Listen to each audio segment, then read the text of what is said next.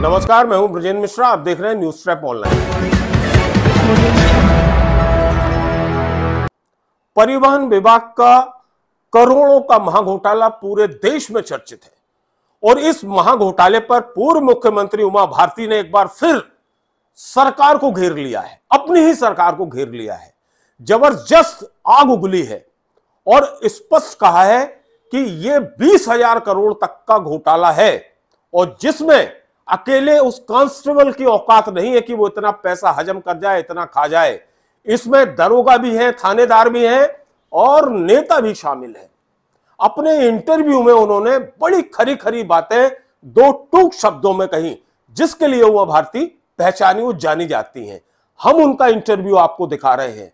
पहला सवाल यही था कि इस महाघोटाले पर उमा भारती की टिप्पणी क्या है, सुनिए। नहीं, मैंने नाम सामने आने चाहिए, इसमें तो उनको छोड़ना ही नहीं चाहिए। नाम क्यों सामने आना है? नाम आ गया और बच निकले। हर्षद मेहता में कोई सजा पाया था क्या? ये स्थिति हो गई थी।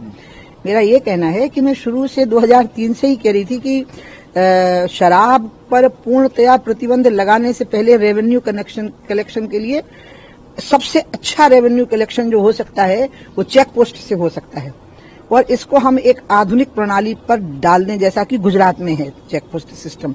तो उस समय पे मुझे बताया गया था कि 2,500 से 3,000 करोड़ रुपए साल भर में वहां से मिल जाएंगे, जबकि शराब का रेवेन्यू कलेक्शन उस समय पे करीब 1,500 से 2,000 करोड़ था। तो मैंने कहा हम पूर्ण शराबबंदी भी घोषित कर सकते हैं फिर तो, लेकिन हम यहाँ से रेवेन्यू कलेक्शन का रास्ता निकालें। अब तो मैंने जो चेक पोस्ट घोटाले का पढ़ा है और आप लोगों के माध्यम से सुना है कि एक सिपाही ने सैकड़ों करोड़ कमा लिए, तो सिपाही की तो औकात है ही नहीं कमाने की सैकड़ों करोड़। इसका मतलब है कि सिपाही ने अगर सैकड़ों करोड़ कमाए हैं तो किस किस ने कितने कमाए हैं? तो 10-20 हजार करोड़ की साल भर की कमाई है जो हुई है। एक तरफ हम लोगों को कह रहे हैं कि हमें शराब ज्यादा बेचना इसलिए जरूरी है क्योंकि रेवेन्यू कलेक्ट करना है, और दूसरी तरफ हम इतने बड़े घोटाले को भी अपनी आंखों के सामने होते हुए देख रहे हैं। ये तो बहुत बड़ी विसंगति है और मुझे लगता है ये मुझे मोहन बहुत प्रिय हैं जो मध्य प्रदेश के मुख्यमंत्री हैं, और मुझे यकीन है कि मोहन यादव इस चुनौती को पार करेंगे और इस मामले में किसी भी अपराधी को नहीं छोड़ेंगे। जैसे उमा भारती से पूछा गया कि क्या इतने बड़े घोटाले में इतना सोना, इतना कैश बरामद होने के मामले में क्या वो पूर्व कांस्टेबल सौरभ शर्मा ही दोषी है और कौन हो सकता है उसके साथ में? तो उमा भारती ने पूरा खुलासा कर दिया। संरक्षण नहीं है, पार्टिसिपेंट है, वो भागीदार हैं।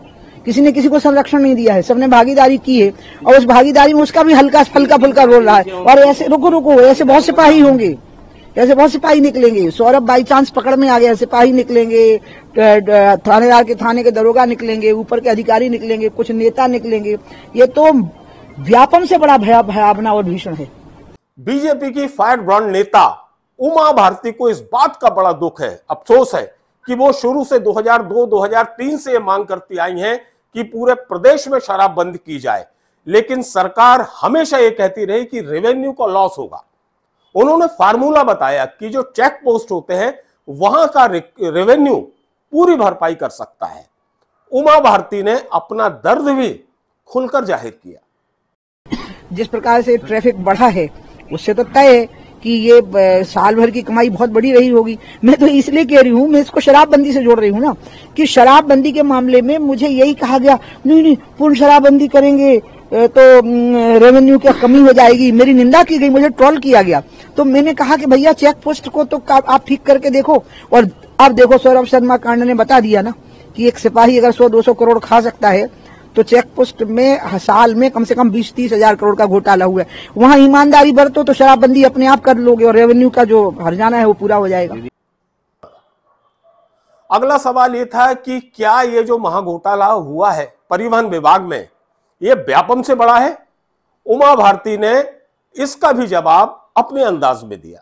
हाँ, इसका कारण यह है क्योंकि व्यापम का जो घोटाला था उसमें लोगों को व्यक्तिगत रूप से इन्वॉल्वमेंट जो था उसमें दोनों तरफ से अपराध था। जो इन्वॉल्व हो गए थे, ठीक है कि वो उनको सजा मिली, लेकिन वो अपराध में इन्वॉल्व थे। इसमें तो बहुत बड़े शिकार हो गए हैं लोग इस शराब बिक्री के कारण। एक तरफ हम गरीब लोगों को मारने के लिए जहर पिलाने की संख्या बढ़ा रहे हैं कि और दुकानें बढ़ाओ और बिक्री बढ़ाओ। हाँ, तो मैं परिवहन पे ही आ रही हूँ और दूसरी तरफ परिवहन पे हजारों करोड़ का मतलब उसको पाताल में हम समाने दे रहे हैं। यही तो कह रही हूँ। उमा भारती से यह भी पूछा गया कि ये किस तरह की जांच है, किस तरह की ये जांच एजेंसियां काम कर रही हैं कि आरोपी जो हैं वो भागे भागे फिर रहे हैं, पकड़ में नहीं आ रहे हैं, कोई दुबई में है, कोई कहीं है। आखिर जांच एजेंसियां इन अपराधियों तक क्यों नहीं पहुंच पा रही हैं? तो सुनिए और देखिए उमा भारती का जवाब क्या था। में सारे जवाब सरकार को देने हैं, सरकार देगी। जांच एजेंसी की निष्पक्षता पे और दक्षता पे मुझे पूरा विश्वास है। बस उसकी परीक्षा की घड़ी है कि इस घड़ी में वो इस चीज को पकड़ लें, और इसका लाभ ये होगा कि एक ईमानदारी का बर्ताव अगर चेक पोस्ट पे शुरू हो गया तो हमें शराबबंदी आसान हो जाएगी। हमें और भी ऐसे कई घोटाले मिल जाएंगे जिसमें कि हम हजारों करोड़ वसूल कर सकते हैं, लाखों करोड़, जिससे कि हम शराबबंदी से हुई भरपाई को पूरा कर सकें, नुकसान को पूरा कर सकें। कुल मिलाकर उमा भारती का कहना यह था कि इस महाघोटाले के जितने भी अपराधी हैं, आरोपी हैं, इन्हें किसी भी दशा में छोड़ा नहीं जाना चाहिए और इसमें नेता भी शामिल हैं, उनकी भी गिरफ्तारी होना चाहिए और इसका खुलासा होना चाहिए, क्योंकि इससे सरकार का रेवेन्यू की बहुत बड़ी हानि हुई है। उन्होंने फिर से दोहराया कि वो आज भी पूरे प्रदेश में 100% शराबबंदी की पक्षधर हैं और आराम से सरकार चाहे ले तो शराबबंदी की जा सकती है, जिसकी भरपाई चेक पोस्ट की जो रेवेन्यू है उससे की जा सकती है। लेकिन उमा भारती का यह कहना है कि न जाने क्यों सरकार उनके इन बयानों को गंभीरता से नहीं ले रही है और कोई समझने की कोशिश नहीं कर रहा है कि आखिर शराब क्यों जरूरी है। चेक पोस्ट की रिकवरी से जब काम चल सकता है तो हम गरीबों को जहर पिलाकर क्यों मारने आमादा हैं? ये बहुत बड़ा सवाल उमा भारती ने अपने इंटरव्यू में खड़ा किया है।